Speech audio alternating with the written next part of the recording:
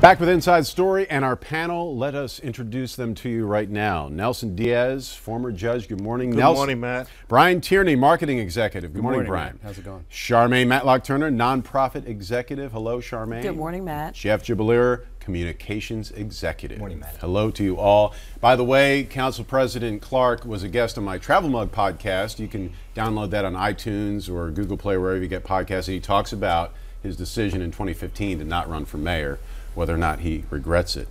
Brian Tierney, who could be this primary challenger for Mayor Kenney come the next mayor's race? I don't see one, to be honest with you. I mean, let's face it. It's there'll be people who will put their names out there. There will be people who will dance around it. In the end, this is a city that basically the Democrats always win. The last time you had a real challenger was Sam Katz in 2003, and they work it out, be in the back room kind of thing. I don't think he's going to have a real problem. It's hard to be an incumbent also.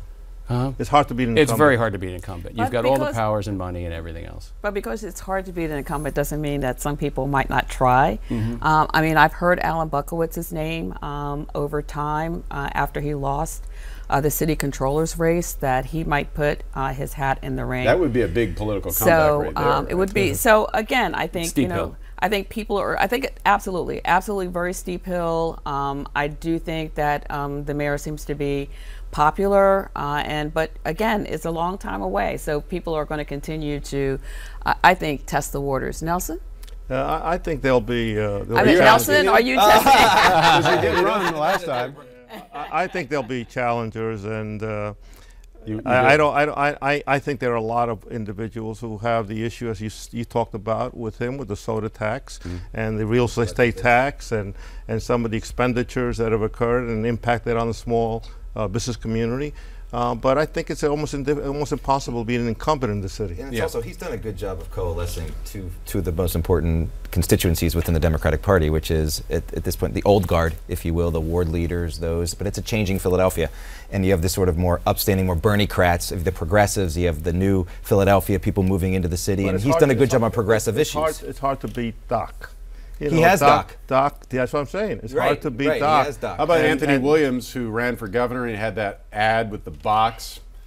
Could Anthony Williams bring the box back? Well, the question is, who's going to give you, or how are you going to raise, say, $5–10 million bucks? Okay, and that's the hard part. And if it's a fractured field and he's the incumbent, unless there's some very wealthy person who personally stands up and does it, I just don't. There's only one guy that can beat him, and that's Darrell Clark. And he says he's not running. So, Charmaine, let me ask you this. Council presenting a budget that doesn't have any tax increases when Mayor Kenney presented a budget with a 4.1% real estate tax increase, is that a rebuke of the mayor in a way? Well, number one, I would sort of argue a little bit whether or not council presented a budget that didn't have any tax increases. I mean, there are a couple areas where we know that the mayor and city council agree. They agree on the fact that they're going to slow down the decrease in wage taxes, which sounds like really good, but it's also like a slight increase in wage taxes. So I think they're in agreement at about $300 million in the 5-year plan. I think the real issue here is around property taxes. City Council is hearing a lot from constituents that they are seeing huge increases in property taxes. And remember, we kind of wanted this system because we were concerned that we were sort of like living in this space where we weren't doing reassessments on a consistent enough basis, which meant once we went back to actually reassess, then everything was like really unfair. So I agree with the council president that we need to go and really make sure that the system that we have is a really fair system. But I hope that doesn't mean that we're going to throw out consistent assessments so that we're going to have a fair system. It sounds like the reassessment deal is such a mess because it was a mess. And no one really knows how to get the mess fixed. Well, Matt, there's been a bunch of appeals. Most of the people who have been reassessed because the increases have been incredibly high. And so there is a tax increase, no question about it. What bothers me about this whole tax increase issue is that it's not necessary, it's not needed. One, because the school board has sufficient funds at least for this year and the year to come. And so they're demanding this increase. You don't buy the fact that they need all this more money. I went to the hearing. I went to the budget hearing, and at the budget hearing they said if we don't get the tax increase, we have a balanced budget for this year. Because the council president is agnostic. He says it's an ongoing process. Yeah, I know where you're not getting the money. Harrisburg. Because remember, we don't want the school reform commission. You guys get out. We're going to do. Do you have any money? Okay, no. Okay, that's where they're not going to get the money. But this is what you get when you run the school, which I think was just for pure political. We're getting a lot of money from Harrisburg anyway. I mean, the council president was clear that the city has put in over $1 billion in education in Philadelphia. They've not walked away from this issue. And they've taken some tough hits in closing schools and trying to find out where there are actual savings to make this actually work. So yes, the school district may make it okay this year, but the numbers are clear that over 5 years without additional funds, it is not going to be balanced. I'll just jump in quick. This public health crisis, though, that the Inquirer has so wonderfully covered, which is a tremendous public service, and obviously they're friends down there, and I'm on the board. But so I want to disclose that. But this has been a public service to see the lead poisoning, et cetera, in these schools. This is not like we'll get to this in a year or two. There's kids getting poisoned right now. It's like similar to what's happened in Flint. Yeah, it's a different way. It is. Yeah. But man, I think you're fair to ask the question of the council president about, do you look at the books? Do you have fiscal responsibility? When you see vacant buildings, and the word was, or what we learned was, we're going to sell those charter schools. As far as I understand, can't get those. So you have these stranded costs, sure. And you need to fix that. And you need to show Philadelphians that you're tightening your belt as well, in order to have them support if you do need to reach into their pockets. I think also wrap this up, Nelson. Yeah, I think also Charmaine and I have spoken about the fact that the school is really too big to manage, and there is a need to be decentralized. I've heard that talk. And that decentralization issue. Yeah, and the decentralization issue allows the local community to really be involved, yes. supporting financially and helping the kids. That's not going to happen in the near future. Unfortunately. No. All right, let's talk about the Battle of the Bobs, shall we? Let's talk about, first of all, the incumbent, Bob Menendez. He won. He won in the New Jersey primary, but he won 62% of the vote on Tuesday. Now, you at home are like, well, that's a big margin. Yes. His challenger, Lisa McCormick, is a political unknown who didn't spend anything. Right. She got a huge chunk of this vote. So this is not a convincing win for Bob Menendez. We'll talk about his challenger in a second on the Republican side, but should the Democrats be worried here? Remember there's another Bob back in 2002. His name was Bob Torricelli. You're seeing so many analogies here. We had a guy who they were trying to get out of the race. He finally dropped out a month before so they could salvage that Senate seat. The Republican in this race is formidable, Bob Huggins. He's self-funded. He's not a Trump nut, if you will. He is a supporter of Trump. Well, you're not going to see much of that. He has in the past, but he is pro-choice. He's moderate on many of the issues. It's the only way to do it in New Jersey. He's the Republican that can get elected in New Jersey. Exactly. And I think Menendez has got to be one of the most vulnerable. The guy who he was doing favors for he's away in jail for 17 years, right? 17 years in jail.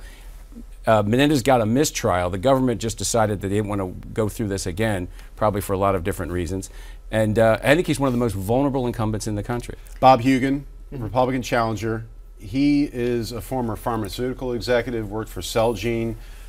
Is that, and some of the things that have happened with Celgene with lawsuits, is that going to be a part of the story?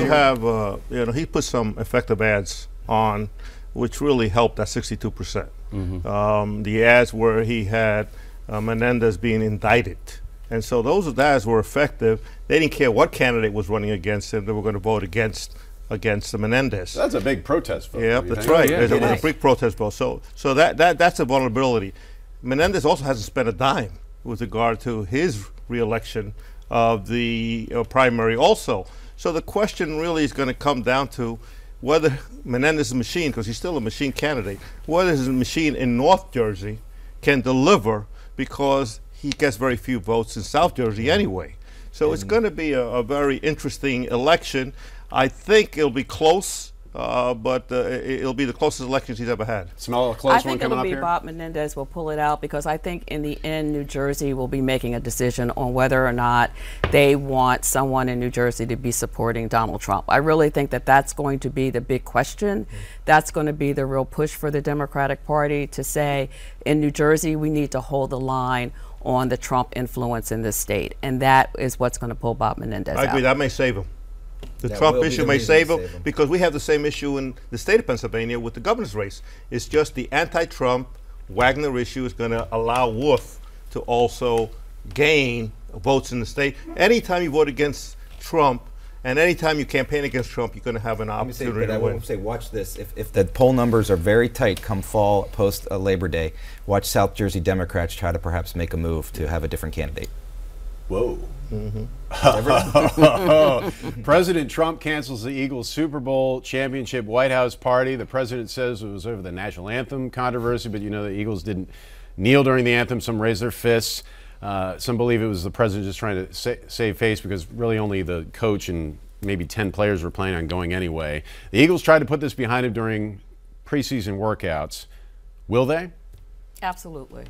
There is no way that Philadelphians are still wearing Eagles gear in the middle of 80 degrees. We are all very excited about the team and the fact that we have waited for decades to have a winning team. I do not think that Donald Trump is going to be able to split us. I saw a great editorial, well, not editorial, but opinion piece from a columnist and restaurant owner from Conshohocken who clearly said that we are not going to be split on this particular issue. Can I? And I agree with all that, and I think it's you know the Trump and all that may, but as it relates to the protests themselves, you're working, okay? You're working. You're a football. You can't protest if you work in the Wawa during every time somebody comes in for a cup of coffee and say, "Can I tell you what's on my mind?" Right. So I don't get why these players who are workers, employees at their workplace, can somehow protest in a way that I can't protest if I worked at a Wawa, if I worked in a luncheonette, etc.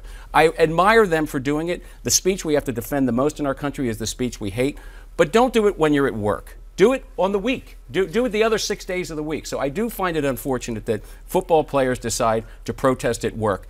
Until you're making millions of dollars, let the Wawa guy protest what he feels like when you go buy a cup of coffee. And it wouldn't be allowed. The Stars have a bully pulpit, as anyone else has, who is really well known. And I think that the problem with Trump is he likes big parties. 10 people wasn't a big party. Right. Yeah, wasn't a big party for him. Yeah. And so as a result, I mean, I would have welcomed the 10 people. Any president will welcome 10 people. It's 2 of them were going to be the quarterbacks, who are the stars of that team. Private too. Yeah, he would have looked much more gracious, and it would have been smarter for him to do it. But just real quick tidbit, just I think it's interesting, and I hope the viewers find it interesting. You have to give the people's like, well, what about you said the last minute you changed it to 10. You have to give Secret Service, you know, who could come. Yeah. And I've done advance work, and I think Brian's done advance work. I did advance work with Brian, where you have to give your Social Security, your name, days in advance. So they didn't know all the Eagles could have had better numbers in advance. I will say that, to at least give the president's office a chance to say, hey, only 20 are coming, only 10 are coming, to make alternative plans. They didn't know until I think about the day before. Give it a week, and everyone's going to go back and talking about is Carson Wentz going to start the first game of the season on September 9th, which he says he is. And what a guy you admire. Right. Yes. But I do want to talk about the seriousness of what the players are trying to say, and it is important that we remember that they are not protesting against the military, the flag, or anything else. They're protesting against an issue that we know is critically important in our community, and that is having fair policing for people of color. And that issue will continue until it's ultimately solved. I agree 100%, but you're doing it at your workplace, and I just don't think it's appropriate. I think we got like 30 seconds. Scott Wagner